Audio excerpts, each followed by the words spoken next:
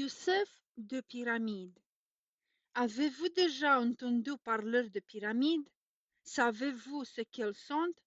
Ce sont de hautes monuments, plats sur les côtés et pointus au sommet.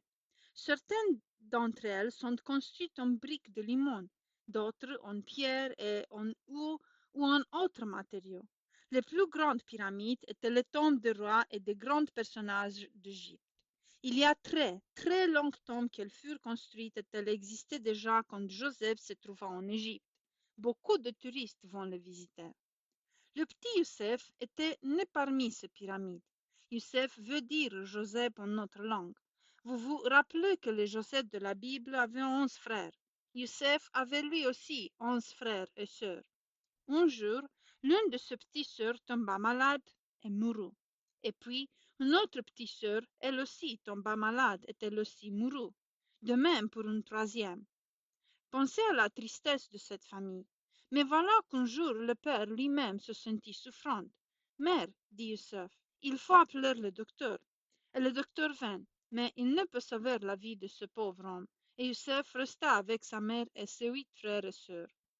Je suis désolée, dit un jour la maman, mais il faut que je te demande de quitter l'école, Youssef. Tu es l'aîné, tu dois remplacer ton père.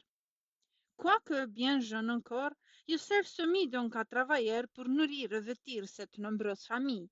Il ne dormait souvent que quelques heures par nuit. Un jour, il dit à sa mère, « Mon frère est grand maintenant, ne pourrait-il travailler un peu aussi ?» « C'est une bonne idée, dit la maman. Va trouver cet homme qui t'a déjà aidé toi-même. Cet homme s'appelait Ishak Kafrouni. Quand Youssef lui exposa sa requête, il le reçut avec bonté et lui dit de revenir une semaine plus tard. À la date fixée, Youssef retourna dans son bureau, mais Ishak dut lui apprendre qu'aucun emploi ne s'était présenté. Mais, ajouta-t-il en lui tendant quelques papiers, prends cela et lis-le à la maison. Et puis, rends-toi jeudi soir dans telle chapelle à Héliopolis. J'irai, dit Youssef. Ishak était un adventiste de 7e jour, et les adventistes avaient leur réunion de prière tous les jeudis soirs. Selon sa promesse, Youssef s'y trouva.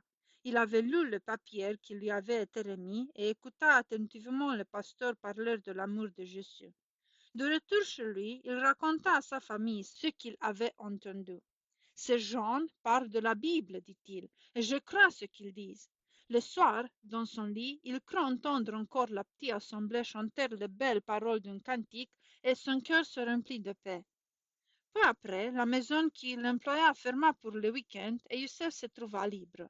Il eut d'abord la tentation d'aller visiter les pyramides ou bien les yeux, mais une petite voix lui dit « Pourquoi n'irais-tu pas voir ce que les adventistes font dans leur église le samedi ?» Il obéit à cette voix et se rendit à l'église. Il entendit encore parler de l'amour de Jésus et se leva avec les autres pour chanter le cantique. Quelqu'un pourrait-il étudier la Bible avec moi? Demanda Youssef au pasteur qui le saluait à la sortie. J'ai une série de leçons que tu peux étudier toi-même, dit le pasteur.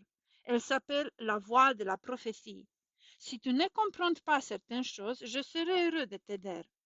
Quand Youssef rentra chez lui, il trouva sa famille très fâchée parce qu'il s'était rendu à l'église adventiste.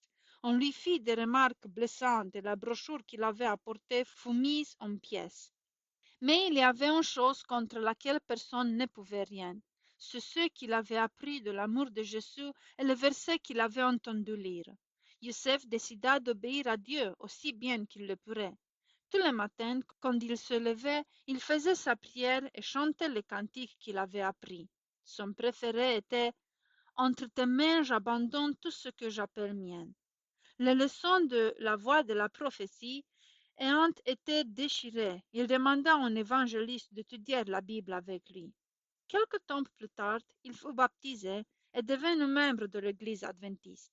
Youssef, qui vit auprès des pyramides, et un nouveau Joseph, qui lui aussi vivait près de ces monuments.